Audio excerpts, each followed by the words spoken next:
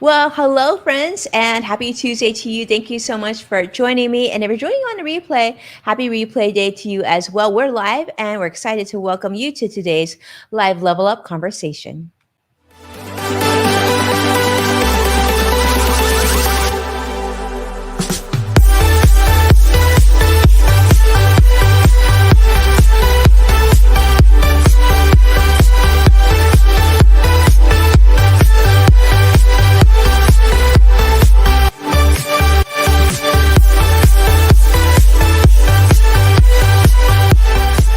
Welcome to Level Up with Winnie Sun.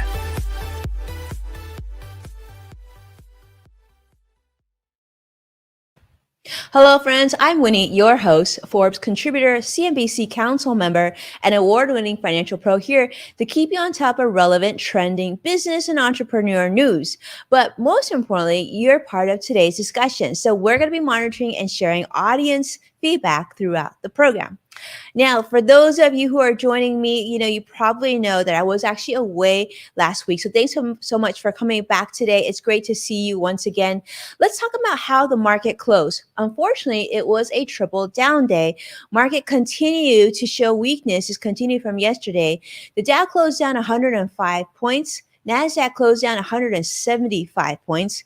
The S&P also down 34, a little bit more than 34 points.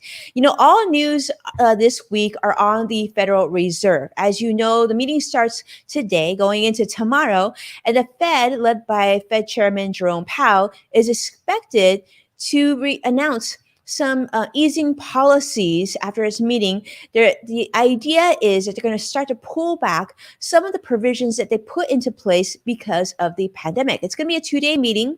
Now, we are expecting, of course, a lot of changes. They're talking about removing some of the economic help that we've had since the beginning of the pandemic, and also talking about starting to increase interest rates around the middle of next year. Now, why are they doing this? Primarily because of the concern of inflation. Things are getting a lot more expensive.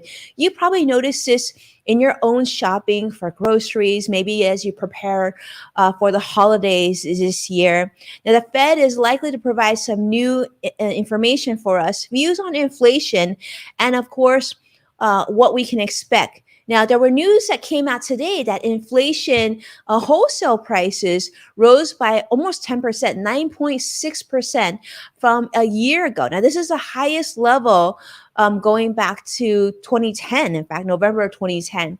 This is set to be even faster than the 92% estimate that they had originally expected. Now, remember, we're also still talking about sort of that general inflation rate. The core producer price index has increased by 6.9%, almost 7%. So as you know, historically, inflation sits around between 3 to 4% on a normal year. This is back for decades that this has been the case. Though things have dramatically gotten a lot more expensive much more quickly. So the Fed is saying that now they're actually not only going to pay more attention to inflation, they're also starting to make some changes, but they're also dropping some lingo. They're going to stop saying, I should say, they're going to stop saying that inflation was transitory. Now, you've probably heard them talk about this, transitory, meaning that it's not permanent. But this makes me a little nervous. I think it should make you a little nervous. What do you mean we're going to drop the word transitory? Does that mean we should expect permanent or more permanent really high levels of inflation? And if that's the case, what does that mean for cost of goods, how much money we're going to need to save for things like future education and retirement, and just housing and cars and all the things that you and I have become accustomed to having or needing to replace or buy for our normal goods. So things are getting a lot more expensive. Now, I want to say a quick hello. I see Vicky joining us from Facebook Live. Hello, Vicky. Thanks so much for being here. Kenna, it's wonderful to see you. Happy Tuesday to you. Jessica, wonderful to see you on LinkedIn Live. Hello, my friend. Thank you so much. I have missed you. I definitely owe you an update. And Jasmine, so wonderful to see you on LinkedIn Live as well. So grateful to have you here with us. So So much happening, and I'm going to definitely take you into the new year, and of course we're going to continue this in 2022, continue to keep you updated on what's been happening in the news, and of course how that's going to impact your finances. It's interesting because I've been having conversations about this, not only with different clients and whatnot, but even with my team, saying, although some of these things you might not feel like will impact you in one way, one shape or another, it absolutely will impact you. In fact, I just did a report yesterday on Fox Business talking about how, the average household, there's a study that just came out recently that the average household, the average individual only has about $3,000 saved for retirement. $3,000. That's a lot of people, a significant amount of Americans that are underfunded for their future retirement need. And you might say, well, fortunately, I have more saved up. But if we think about it, right, there's other issues such as Social Security, other social services, Medicare, whatnot. And where is that money going to come from if people have insufficient needs for future retirement, in many, many facets? So these is all things that we need to be paying attention to that will impact our bottom line, each and every one of us. Now, on some more interesting news, you should say this is pretty interesting already, right? Like what's going to happen with our levels of inflation? How much is the holidays going to cost us? And most importantly, how much are groceries going to cost us in the coming weeks as well? Nike has shared that today that they're actually buying a virtual sneaker company, believe it or not. They're going to buy a virtual sneaker company, RTFKT. Really interesting because this, they're not saying how much they spent for this, but I think you and I would agree it's probably an obscene amount that they pay for this. But they're spending a lot of money on this, I'm going to guess. This is a sportswear giant. Nike, the sportswear giant, is looking to quickly expand into what they call the metaverse. If you remember, Facebook is all about the meta, about metaverse. Now they're talking about how Nike's going to become one of the first major companies to enter this virtual world, this shared virtual world, which has been talked. A lot of people are talking about this in the business world. As you know, Facebook, we mentioned earlier, rebranded itself as Meta Platforms. They're definitely jumping into this virtual land, digital assets, and whatnot. And now, like Nike is going into clothing for avatars. I mean, how much will we be paying for this? Because it sounds like obviously they're jumping into and making a large commitment into this space, which just translates into they see revenue potential. So really interesting. Now, on other areas of tech, unlike Nike and some of the other companies, tech was also a major source of weakness today for the financial markets. We continue to see more weakness pulling back on the stock market. That's why you also saw that big dip in on the NASDAQ side, because people are continuing to be very concerned about Omicron, the new pandemic variant. You've probably been talking about it. You've probably heard about it. Some of you, I know, because I've been talking to some of you, are actually sick of talking about it. And I think many of us could agree that we're sick about talking about it, but it's still impacting the financial markets. And so we're seeing it impact the financial markets. We're seeing it impact inflation. We're seeing it impact in so many facets of the financial life. Now, on some positive news, though, tomorrow, I'm going to be joining CNBC greats Ali Privatera, Kelly Grant, AJ Hess from CNBC. We are going to be talking to students from Junior Achievement about financial empowerment. And I thought that was interesting. Next week, it's going to be really fun. It'll be tomorrow. I'm looking forward to it. I've had a really tough week last week, trying to get back in the swing of things, but we'll get this taken care of. But what's nice about this is showing that the importance of getting financial education and information into the schools, into high schools. I believe that tomorrow we're going to talk to a high school group. So that should be a lot of fun. I'll continue to update you on that because lately I've been doing a significant amount of corporate speaking. So if you are part of a group, you don't even have to be part of a company. Maybe you're part of maybe you have a knitting group, right? Maybe you're part of, I don't know, some chamber of commerce, whatever. If you have a group and you have members who are interested in upping their awareness on business topics, financial moves that they should be making, definitely reach out. We have this really nifty page on the website. This is on the winniesun.com website. Definitely check it out and submit a request because I am doing some volunteer speaking and I would be honored to volunteer and speak for your organization, but you're going to have to reach out pretty quickly because we're not going to be able to do this for everybody and every group and every company, every church. If you have an interest, definitely reach out, submit your form. We're going to pick some groups before the end of the year now so we can start booking those for you next year. So you'll have Winnie at work or Winnie at your group. We'll do a special talk just for you. So it should be a lot of fun because on the right, one of the many reasons that we're doing this too is because we've been hearing, and you may have seen this as well. I got this question this week of like many people are quitting their jobs, right? People are retiring early. Maybe they're looking for just a change of pace. What are some things that you need to know if you're considering making a job transition? Now, I prepared some notes for this, but I want to share these with you because now you may not be looking to make a change, but maybe you thought about it. Maybe you've thought about retiring early. I have thought about it in the past. I know many people that I talk to. So here's the thing. If you're thinking about this, here's some really smart financial or business or, moves to make.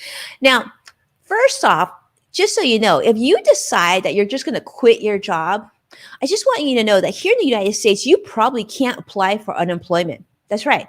If you're quitting your job, you probably can't. Now, if you get downsized, you get let go, you get, laid off, then of course that might be an option. But if you quit, you probably can't. Now, in general, those who quit are also needing to think about not just unemployment insurance, but also thinking about that next transition. Where are you going to come up with the money to be able to provide for yourself? If you have another job already laid up for yourself, then great. The other thing is you actually don't have to provide 2 weeks notice in most cases here in the United States. So if you're looking to make a change, you're just fed up, believe it or not, you're actually not required to give 2 weeks notice. It's nice. It's a courtesy. Most of us do it, but you don't have to. The other thing is that, oftentimes employers will ask you to do this, but you actually don't have to. Okay, you don't have to. The other thing is almost all employment relationships here in the United States are at will, meaning that an employee can quit or terminate employment at any time. And same with your employer. So giving that 2 weeks notice is ideal, but it's not required. Now, the things that you want to do though, before you make that switch, if you decide to quit or you make that transition, is make sure, check your benefits. This includes your medical benefits. If you have a plan, check things like your 401k. If you have employee stock, I always recommend printing that statement out, printing your 401k, printing everything valuable at this time. And if, many of us aren't printing these days, so just save it in PDF so that you make sure you have digital copies of everything that you own. Do screenshots, do whatever method makes most sense for you. The other thing is when you do leave your company, you typically will lose your health coverage. Okay. So you want to make sure you have a plan B. What's that going to mean? Is that mean you're going to go onto a partner or spouse's plan temporarily? Are you going to find your own plan on the open market? Make sure you have a plan in place. And if you have a new job already lined up, ask them when you can expect to be covered under their plan as well, because you want to have an expectation of when you do. If not, you might have to go on your old employer's plan through a law, which is called COBRA, which may give you that option.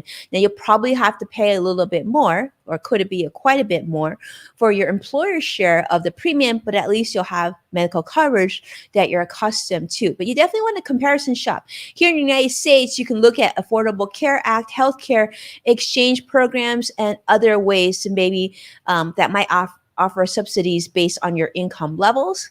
And don't forget to check on your extra vacation days. Now, many of you, because of the pandemic, may not have used your accrued vacation days. So make sure you know what those are, and make sure that if you still have some due to do, that they're paid out to you perhaps in your last check or whatnot. Depends on how your company does it. Now, some state laws will require companies to pay out your vacation balance in your final paycheck, but you want to check because every state can be a little bit different. Okay.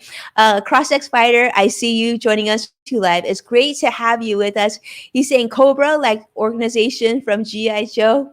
I know, actually, Cobra stands for, in this case, it's sort of like the extension of healthcare benefits once you've left the company, depending on, what the benefit is, so that you pay a little bit more, but you could actually keep your medical insurance benefits app. I actually had to go Cobra.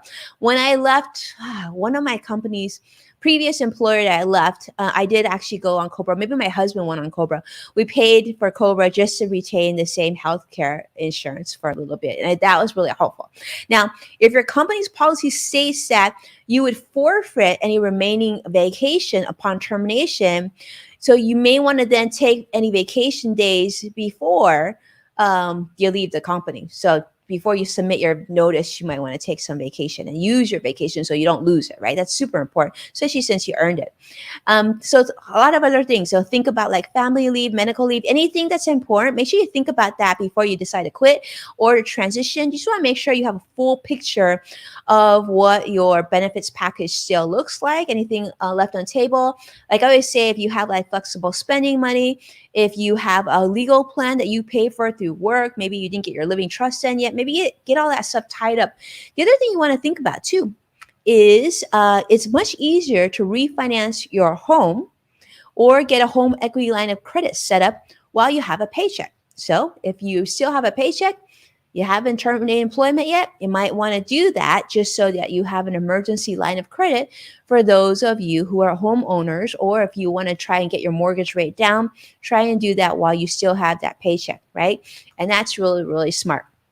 The other thing, there's sort of a saying in the financial industry too, that when you leave your company, you take your money with you. And so I couldn't tell you how important that is and how smart that is to at least have a conversation with a financial professional, financial advisor, as well as your tax accountant if you have one. Really, really helpful. But I know, Vicky, you always feel like an American being on this show. Just today we're going to do that, but I'm going to tell you, we are one happy planet here. It is such an honor to have you join us from the other side of the pond. So thank you so much for your friendship. Appreciate it so much.